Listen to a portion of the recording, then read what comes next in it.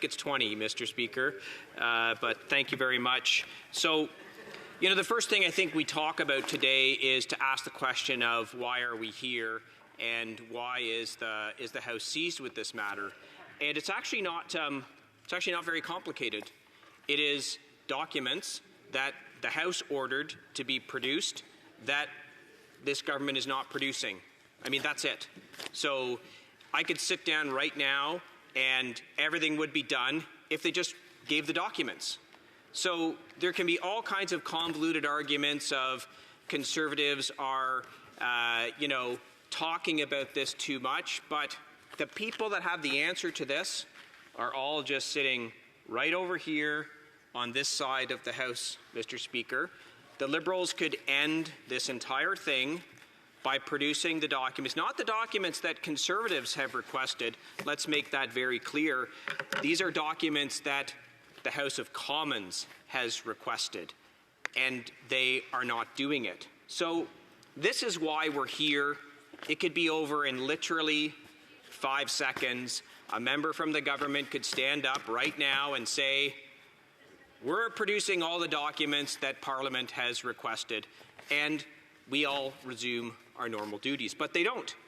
And so you have to ask yourself the question, why are we here? Well, it's probably because the documents contain so many things that this corrupt Liberal government does not want released. And I don't use the term corruption lightly, but when we look at the specifics of this particular incident, we know there is corruption. It's unequivocal. And so the specifics of this is, on June the 10th, Parliament adopted a motion compelling the production of documents from the Green Slush Fund. And of course, this was supported by all parties other than the Liberal Party, the government, right? Because they have something to hide. And they did produce some documents. That's true, because they're going to stand up during questions and comments and say, no, we produced some documents. They did. Except the Prime Minister's Personal Department, PCO, they redacted the documents.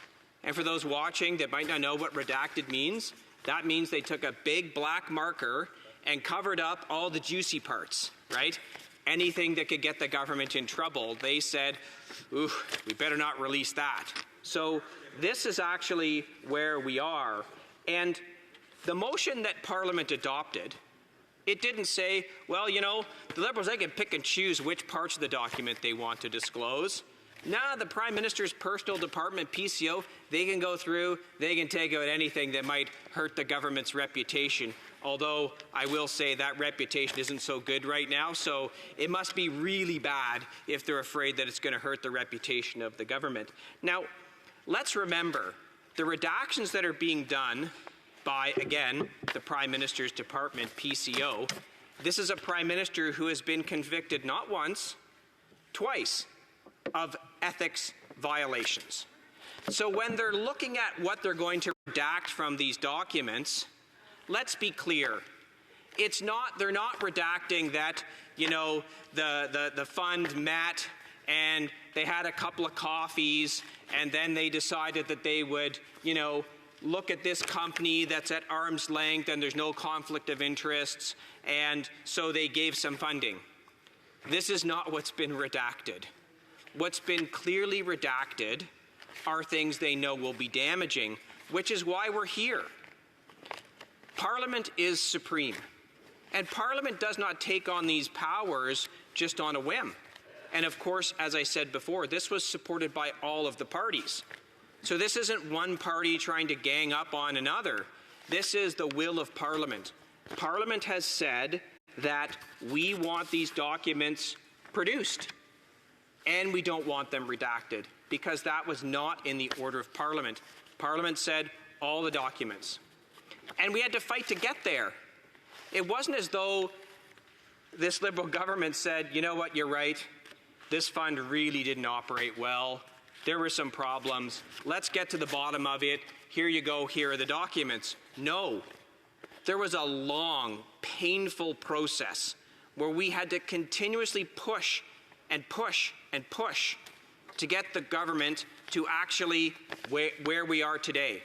It's their continuous refusal to produce the documents, whether at committee or any other time, that's led us to where we are today, where Parliament actually adopted a motion. And Parliament doesn't take this on lightly. We don't do this all the time. It's a rare and exceptional circumstance when Parliament demands the production of documents. And when we do so, the government should have the respect of Parliament to follow the order. The order was not for redacted documents, documents that the Prime Minister's personal PCO chose what the redactions were.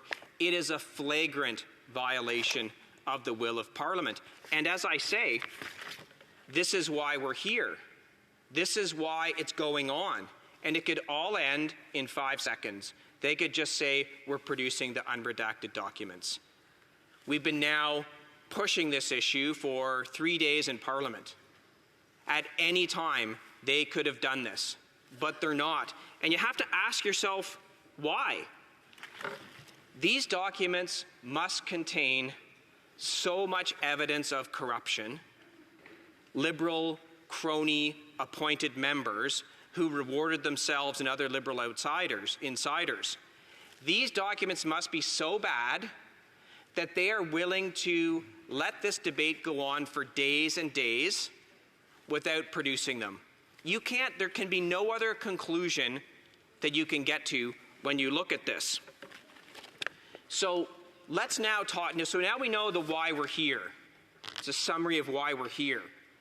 But let's now talk about how we got here and why we're requesting the documents, because this stuff is stranger than fiction. You actually, if you tried to come up or make up a scandal, you couldn't make it up. I mean, we thought the scandal way back in the day, the sponsorship scandal, I'm old enough to remember that. That's when a bunch of Liberals were handing around money in brown paper bags to people. $400 million of taxpayer money disappeared. Many of it, again, most of it, handled by Liberal insiders, given to Liberal insiders. Now, that's nefarious and secret, and you can understand how maybe it went on for a while without being detected. This is very different. So this is a government program. I'm going to call it the Green Slush Fund because that's what it effectively became. And this fund had about $1 billion of taxpayer money they gave away. So when we talk about taxpayer money, you have to think about who are paying these taxes in a really difficult time in Canada. So, we've got a single mother working 2 jobs just to make ends meet. Her taxes went into this Green Slush Fund and was abused by Liberal insiders. Now, when I talk about abused by Liberal insiders, let's unpack that just a little bit. So, the Auditor General reviewed 50% of the contracts that were given out. And of that 50%, 82% of the contracts awarded had a conflict of interest. Now look, when I was in high school and university, 82%, I was really happy when I got 82% because I did a hell of a job. I apologize, I did a heck of a job. This is corruption 82% of the time, on half. So if you extrapolate that, you're looking at 82% of 100% are pretty darn close, because I don't think it was just a strange coincidence that half of the contracts, 82%, had conflicts of interest. And every dollar that this fund spent had to be approved by the board. And of course, who's on the board? A whole bunch of Liberal government crony appointments. And so what did they do? They just lined their pockets. This is the unequivocal truth of this. They lined their pockets. And when you think about that, you think about the Canadians every day right now, 1 million Canadians in Ontario going to the food bank, tent cities everywhere, because life has become so unaffordable under this NDP Liberal government. Now, what does that actually mean? All of this money could have been used for far better purposes.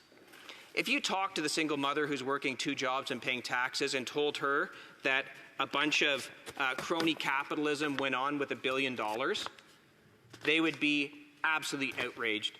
they would say, get to the bottom of this, because this money could have actually made a difference in my life, could have made a difference in my friends' lives. This could have been used to build housing as opposed to tent cities. But this is what happens. And it's actually what happens when there's Liberal governments, because I mentioned the sponsorship scandal, so none of this is new.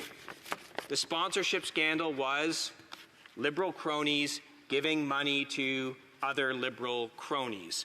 All this insider stuff, $400 million worth of taxpayer dollars evaporated, much of it in brown paper bags, handed around in shady meetings. And what they learned from that is we actually don't have to hand the money around in brown paper bags in shady meetings. What we actually can do is just appoint a whole bunch of our friends to the board. They'll approve contracts for themselves and their buddies, and everyone gets rich. And it's all legal because this corrupt Liberal government doesn't care about corruption. And they said, do whatever you want while you're on the board. And there were no checks and balances. This went on for years and years.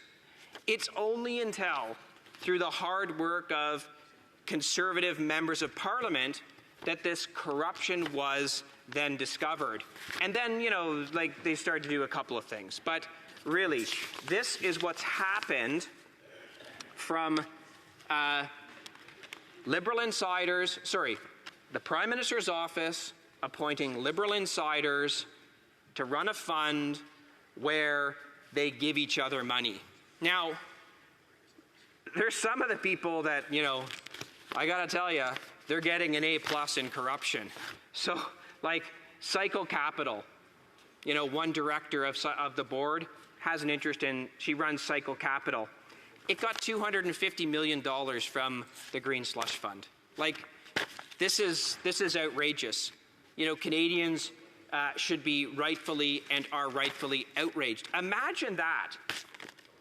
You get appointed to this board by your liberal friend, and you say, you know what I'm going to do?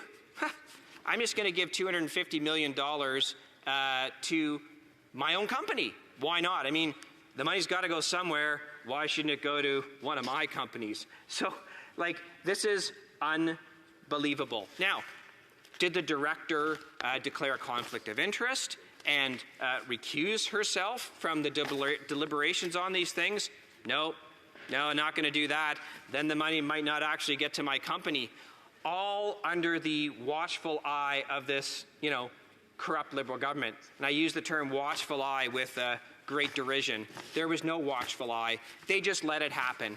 And they had to know it was happening because, they know who they appointed.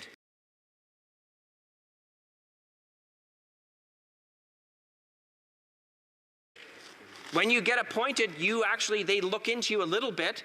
They'd know the interests that they had in various companies. They'd see the money going out to these companies. So they must have known and just didn't care. I mean, you can't draw any other conclusion from this. And it wasn't a one-off. It wasn't a one-off. So talk about another incident of this. The former chair of the board, Annette Verschuren, who resigned from the board in 2023 following the opening of the Ethics Commissioner investigation into the agency. And boy, oh boy, we know how well companies affiliated to her did. They did exceptionally well, Mr. Speaker. And, she did not recuse herself from decisions to award money to early-stage companies which were nominated by 2 institutions in which she was a member. The conflict of interest is unbelievable. During her time on the board, 7 out of 25 companies invested in by the venture capital firm Cycle Capital, of which she has an interest, were funded by the Green Slush Fund. Again, I say this, when you actually listen to it, you give your head a shake. You say, this can't be possible. How is this happening in Canada? This is, the kind of corruption you would see in other countries where there is real problems with corruption. The only time we actually have real problems with corruption in Canada is when the Liberal Party or the government's sponsorship scandal, everybody's making it rain for all the Liberal insiders, and now, of course, we have the Green Slush Fund, where, once again, Who's getting rich? Liberal insiders.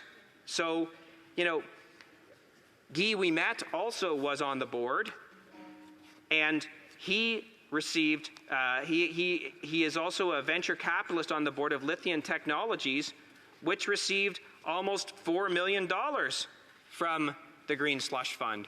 So, look, I mean, you can go on and talk about this, but the fact of the matter is, this is corruption on a massive scale, and we have to get to the bottom of it. So, how do we get to the bottom of it? Well, we get to the bottom of it by them producing the documents.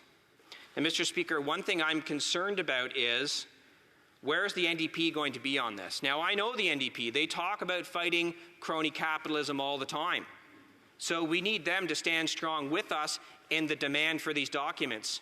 You know, 2 days from now, is the NDP going to say, well, you know, I think we should, you know, move on and give up on this? Well, that would be a tragedy. That would be defying the will of Parliament and the Canadians who want to get to the bottom of this. And get to the bottom of it, we will. We will get these unredacted documents. I just hope the NDP is going to choose to be on the right side of this, as opposed to going back into the unholy coalition with the Liberals. Now, what you're going to hear from the Liberals is a whole bunch of what I like to call gobbledygook. They're going to say that we are disrupting the normal course of Parliament because of this. When you hear that, automatically remember this could end if they just released the documents. So whenever they say this is taking up too much time in the House of Commons, you just say, release the documents, and it's over. But they won't, because they know how damaging those documents are going to be. So they also say that this is going to be some kind of charter rights violation and we shouldn't be giving documents to the RCMP. This is also a bait and switch. They're trying to deflect from the fact that they do not want to produce the documents. So anytime they come up with this grandiose scheme, we all know this, right? When someone says you need to do something and you start making up all these gigantic excuses, you know, the dog ate my homework, you know, I got caught in traffic, you know, there was a massive pileup on the highway, you start to realize that, you know, they're actually just explaining why they're not going to do something. They never had an intention of doing it. So they're going to come up with, and you'll see it in the questions that they're going to ask me. They're going to try and make the claim that somehow what we're doing is a charter violation, the RCMP shouldn't get these documents, or the RCMP already has these documents. It's all smoke and mirrors. It's all just an attempt to deflect from the fact that they won't produce the documents. So no matter how many little circular arguments they try and make, you know, when they try and go through that maze and it goes through 17 different things to try and explain why we should stop, just remember, if they produce the documents, all of this would stop. So, the RCMP, yes, they do have some documents, the redacted ones. They should get the unredacted ones, because we all know why the documents were redacted. Let's think about it again for a second as I'm getting close to the end of my time. Why would the government fight so hard to not release the documents? Do you know the statement, if you've got nothing to hide, you know, the truth is very simple? The truth is very simple on this. Release the unredacted documents. Everything else they have and say is smoke and mirrors. It's an attempt to deflect. It's an attempt to rationalize their absolutely unacceptable behavior, their assault on Parliament, and the supremacy of Parliament. This is what they're doing. They're going to try and justify. You're going to hear it in just a couple of minutes. Oh, this, that, the other thing. No. Produce the unredacted documents. That's where this all finishes, no matter what they say. And let me tell you, they've been going on a barrage of this. They're all over social media saying how it's outrageous what we're trying to do, and that there's other things, like as if we're in control. They're in control. Release the documents. Release the documents, and the truth shall set them free. And you know what? The truth actually feels good, you know? Like, I think they should just get it off their chest and then beg the forgiveness of Canadians. You know what? Yep. Look at these documents. We engaged in, the people we appointed this board engaged in severe corruption. We should be ashamed of ourselves. We are ashamed of ourselves. We apologize to Canadians. And resign, yeah, but they won't do that. And I was going to say, and they'll promise never to do it again, except they will. It's like the story of the scorpion and the toad when they're swimming across the river. Why did you sing me? Now we're both going to die. Because I'm a scorpion. It's what I do. Why do they keep doing these corrupt things? They're Liberals. They're corrupt. Question et commentaire.